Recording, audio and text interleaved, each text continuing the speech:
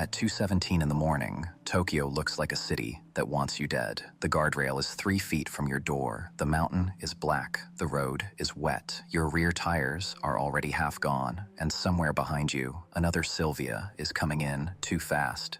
You should lift. You do not. You drop to third. The turbo screams. Your hands turn in before your brain has time to panic. The chassis loads up. For half a second, the car still belongs to physics. Then it belongs to you. The rear steps out hard. Headlights smear across wet asphalt. The front wheels snap into countersteer. Your right foot stays buried. The guardrail flashes by so close, it feels personal. White smoke swallows the road behind you. The engine is screaming at the exact pitch where machinery stops sounding mechanical and starts sounding alive. This is not control. Not really. This is a conversation with disaster. And tonight, you are just convincing it to wait one more corner. No crowd, no cameras, no trophy, no finish line. Just you, a half-broken Nissan Silvia, and a mountain road outside Tokyo that has already taken better drivers than you. You are 19 years old, and this is the only time in your life you feel completely awake. By morning, Tokyo will go back to pretending. The trains will run on time, salarymen will fill the stations, school uniforms will move through convenience store light. Mothers will open windows. Fathers will leave for jobs they hate. The city will become clean, efficient, polite. But right now, at 2:17 in the morning, none of that matters. Right now, the whole world is just angle, smoke, throttle, and nerve. And if you get this corner wrong, you go through the rail. That is where your life really begins. Your name does not matter yet. Your future does not matter yet. The only thing that matters is that somewhere between Tokyo and the mountains, in the dead hours when the city is finally honest, you found the one thing that made ordinary life feel unbearable. Not money, not fame, not winning, the slide. The instant a car stops obeying common sense and starts obeying courage, that is enough to ruin a man for normal life. And in 1990s, Japan, normal life is exactly what waits for you if this night ever ends. By daylight, none of this exists. By daylight, you are just another 19-year-old kid in Tokyo with no clear future, a small apartment, and a country already asking you to become someone smaller than you want to be. And that is where the real story begins. You wake up at 8:10 in the morning, and for a few seconds, you forget who you are. The room is quiet. The air is cold. The smell of damp fabric still hangs from yesterday. Then reality comes back. School, routine, expectations. Your mother is already awake, moving carefully in the kitchen, like every sound matters. Your father is gone. He always leaves before you can see him in the morning, as if the day itself belongs to someone else. You sit at the table and eat without tasting anything. Your mother talks about practical things, deadlines, responsibility, future. You nod at the right moments, but you are not really there because your body is still on the mountain. Still in that corner. Still in that moment where everything almost went wrong and didn't. That contrast starts to break something inside you. Day feels fake. Night feels real. And once that switch flips, it never flips back. At school, nothing changes. Teachers talk.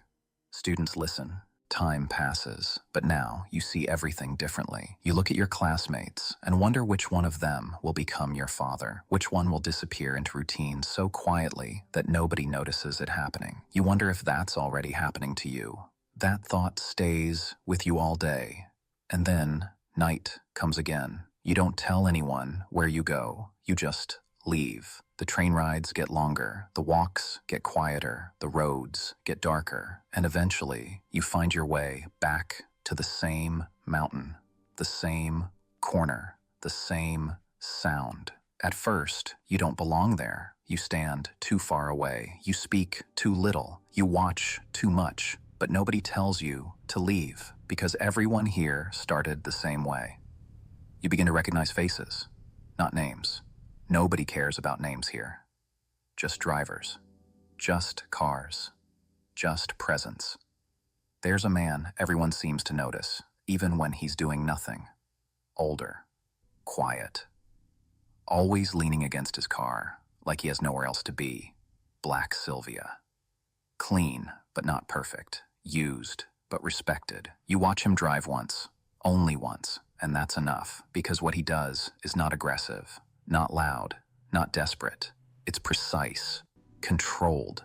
Like, he's not forcing the car. He's allowing it. That difference stays with you.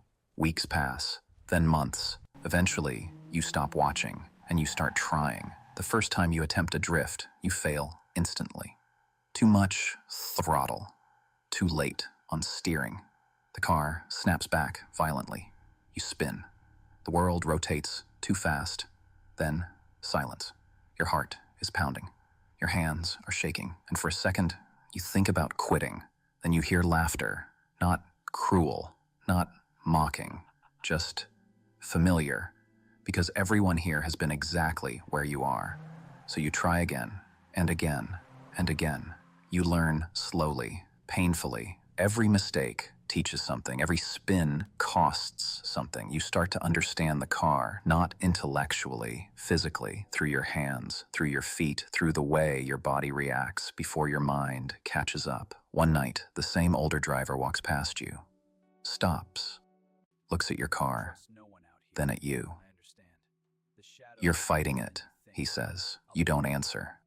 You don't drift by controlling the car. He pauses. You drift by understanding when you've already lost control.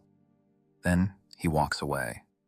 That sentence changes everything. You stop trying to be perfect. You start trying to feel. And slowly, very slowly, it starts to work.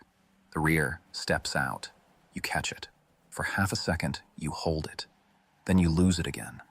But that half second matters, because now you know it's possible. From that point on, everything becomes obsession. You work more hours just to afford tires. You skip meals to save money. You learn how to fix things you never thought you could fix. The car becomes part of your life in a way nothing else ever has. Every sound matters. Every vibration means something. Every mistake leaves a mark. And then, one night, it happens. A real drift. Clean entry, controlled angle, smooth exit, no spin, no correction, just flow. It lasts maybe 2 seconds, but it changes everything, because now you're not chasing an idea anymore. You felt it, and once you feel it, you can't go back. That's when the scene accepts you. Not officially, not verbally, but you feel it. The looks change, the silence changes. You're no longer just watching, you're part of it. By 21, you start running tandem. This is where things become dangerous. Not in theory, in reality. You follow another car into a corner at speed. Too close, too fast, too committed. You can't see, only smoke, only taillights, only instinct. Every movement has to be immediate. Every mistake has consequences. There's no time to think, only react, only trust. And that trust is terrifying because it's not just your life anymore. It's someone else's too. One night, everything almost goes wrong. The lead car makes a mistake. Small, but enough. You react late. The gap closes too fast. For a second you think, this is it. But somehow, you both survive. Barely. You stop at the top of the mountain. Nobody speaks. Nobody needs to. Because everyone understands how close it was. That's when you realize something. This isn't a game. This isn't a hobby. This is a line, and you've already crossed it. Years pass, slowly, then all at once. People start disappearing, not dramatically, quietly. One stops showing up. One sells his car. One gets a job he can't leave. One crashes and never comes back. The scene doesn't end. It just changes. New faces appear, new cars, new energy. But something feels different, because now you understand what this really was. It was never about the cars, never about speed, never about being the best. It was about escape. about finding a moment where nothing else mattered and holding on to it for as long as possible. One night, you drive alone. No one else is there, no crowd, no pressure, just you and the road. You take the first corner, then the next, then another. Everything feels smooth, natural, right, like the car and the road finally understand each other. For a moment, everything makes sense. Then it ends, like it always does. You stop, engine ticking, silence. The sky is getting lighter, morning is coming. And with it, everything you tried to escape.